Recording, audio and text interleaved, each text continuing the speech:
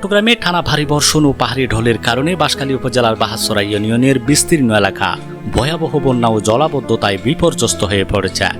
পানিবন্দী হয়ে মানবিক সংকটের দিন কাটাচ্ছে হাজারো পরিবার।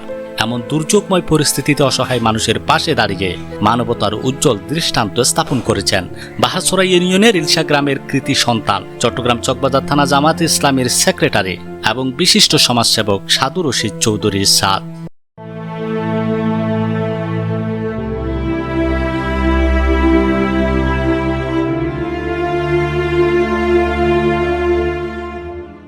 বন্যার খবর পেয়ে তিনি চট্টগ্রাম নগরী থেকে দুর্গত এলাকায় ছুটে আসেন। পরে নিজ উদ্যোগে ক্ষতিগ্রস্ত পরিবারের মাঝে খাদ্য সামগ্রী ও প্রয়োজনীয় উপহার বিতরণ করেন।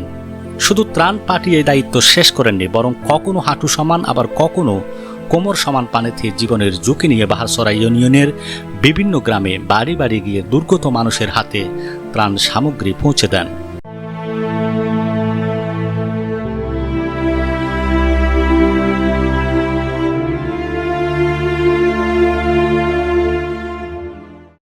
স্থানীয়রা জানান, সাদু রশিদ চৌধুরী দীর্ঘদিন ধরে সমাজের অসহায়, দরিদ্র ও দুর্যোগে ক্ষতিগ্রস্ত মানুষের পাশে থেকে নীরবে মানবিক সেবা দিয়ে আসছেন। তার বিভিন্ন সামাজিক ও জনকল্যাণমূলক উদ্যোগ ইতিমধ্যেই সাধারণ মানুষের মধ্যে ব্যাপক প্রশংসা কুড়িয়েছে। সাম্প্রতিক বন্যায় ঘরবাড়ি, রাস্তাঘাট, শিক্ষা প্রতিষ্ঠান, ফসলি জমিসহ জনজীবনে ব্যাপক ক্ষয়ক্ষতি হওয়ায় তিনি সমাজের বিত্তবান ব্যক্তি, প্রবাসী ও বিভিন্ন সামাজিক ও মানবিক সংগঠনকে বন্যা দুর্গত মানুষের পাশে দাঁড়ানোর আহ্বান জানান।